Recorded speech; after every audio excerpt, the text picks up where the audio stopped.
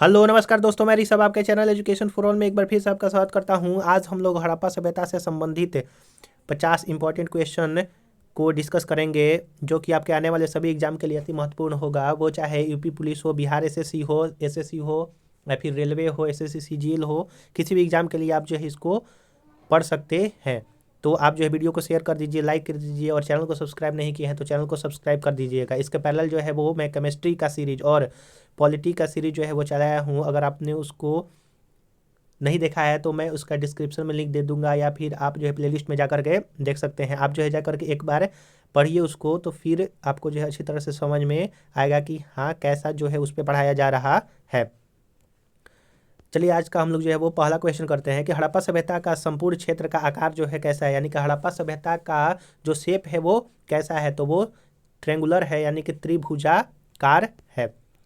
दूसरा क्वेश्चन है कि प्राचीन इतिहास के सैंधव सभ्यता की ईंटों अलंकार किस स्थान से मिला है। तो ईंटों पर अलंकार यानी कि एक तरह से कुछ उस पर चित्रण जो किया गया है ईंटों पर, वह जो है कालीबंगा से मिला हुआ है।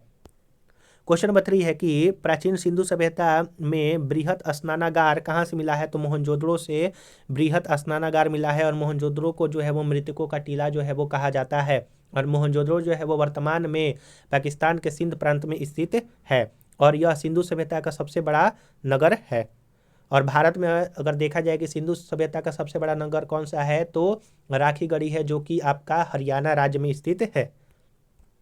क्वेश्चन नंबर 4 है कि हड़प्पा के मिट्टी के बर्तनों में सामान्यतः किस तरह के रंग का प्रयोग किया जाता था। तो लाल रंग का जो है वो प्रयोग किया जाता था। क्वेश्चन नंबर 5 है हड़प्पा मुहरे अधिकांश से किससे बनती थी। तो सेल खड़ी से जो है वो हड़प्पा की मुहरे जो है वो बनाया जाता था। क्वेश्चन नंबर 6 है कि किस हड़प्पा कालीन स्थल से पुजारी को प्रस्तर मूर्ति प्राप्त हुआ है। तो हड़प्पा से जो है वो मिला है। क्वेश्चन नंबर 7 है कि किस हड़प्पा कालीन स्थल से नृत्य मुद्रा वाली स्त्री की कांस्य मूर्ति मिली है। तो आपका मोहनजोदड़ो से जो है वो मिली है। क्वेश्चन नंबर 8 है कि किस नदी के किनारे हड़प्पा कालीन स्थल रोपड़ जो है वो स्थित है। तो हड़प्पा कालीन स्थल एक रोपड़ है, जो कि सतलज नदी पर स्थित है।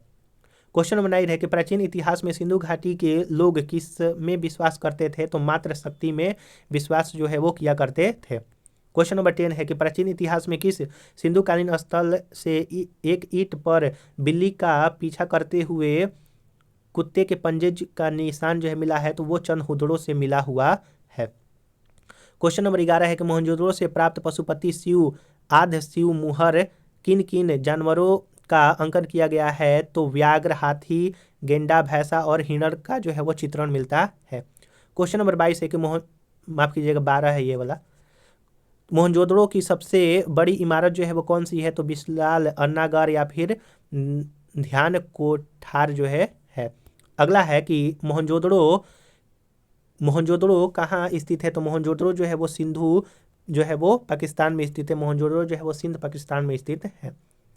क्वेश्चन नंबर अगला है कि हड़प्पावासी लोग किन किन धातुओं का प्रयोग जो है वो किया करते थे। तो हड़प्पावासी जो है सोना, चांदी और तांबा का प्रयोग किया करते थे। लोहा का प्रयोग जो है वो हड़प्पावासी नहीं करते थे। क्वेश्चन नंबर 16 है कि सिंधु घाटी सभ्यता की विकसित अवस्था में किस स्थल से घरों के अवशेष जो है मिले हैं। तो मोहनजोदड़ो से मिले हुए हैं।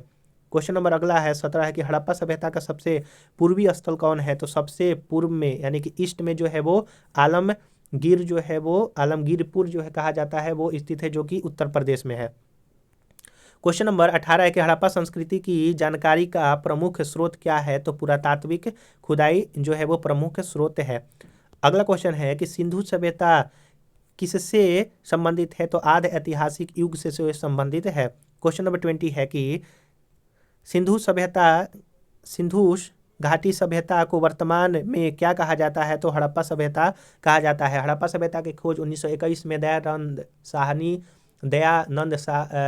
ने किया था, और सबसे पहला जो है सिंधु घाटी सभ्यता का स्थल खोज होने के कारण ही इसको हड़प्पा सभ्यता भी कहा जाता है। अगला है कि प्राचीन इतिहास में मोहनजोदड़ो को किस अन्य नाम से जाना जाता था। तो मृतकों का टीला जो है वो कहा जाता है मोहनजोदड़ो को। क्वेश्चन नंबर 22 है कि प्राचीन सिंधु सभ्यता कालीन के हड़प्पा लोग अपने नगरों व घरों के विन्यास के लिए कौन सी पद्धति अपनाई थी। तो ग्रिड पद्धति अपनाया था उन्होंने। अगला क्वेश्चन है कि सिंधु सभ्यता के लोग का प्रमुख व्यवसाय क्या था? तो व्यापार जो है वो सिंधु घाटी सभ्यता के लोग जो है वो किया करते थे। और सिंधु सभ्यता का जो टाइम पीरियड है वो आपका 2500 ईसा पूर्व से लेकर के 1750 ईसा पूर्व के बीच में माना जाता है। आप ये भी याद रखिएगा। क्वेश्चन नंबर 24 है कि प्राचीन इतिहास में सिंधु सभ्यता के घर किससे बनाए जाते थे? तो ईंटों से बनाया जाता था।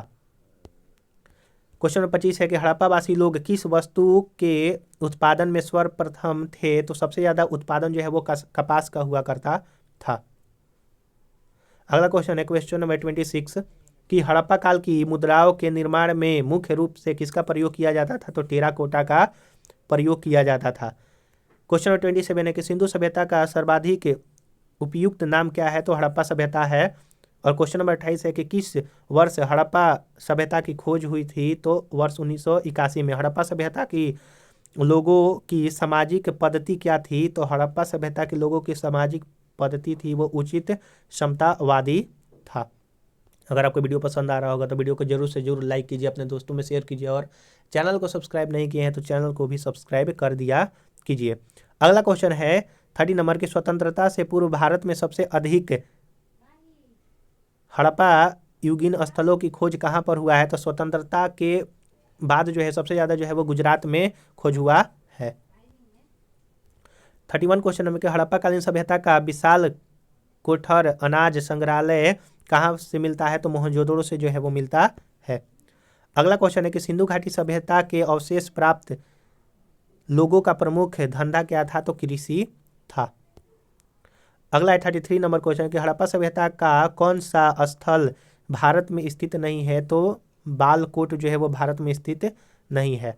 हड़प्पा लोगों को किसकी जानकारी नहीं थी? तो लोहा की जानकारी नहीं थी। क्वेश्चन नंबर 35 है कि किसके प्रमाण मिलने के कारण से सिंधु घाटी सभ्यता को आर्य पूर्व सभ्यता भी कहा जाता है? तो बर्तन मिलने के कारण उसको आर्य पूर्व सभ्यता भी कहा जाता है।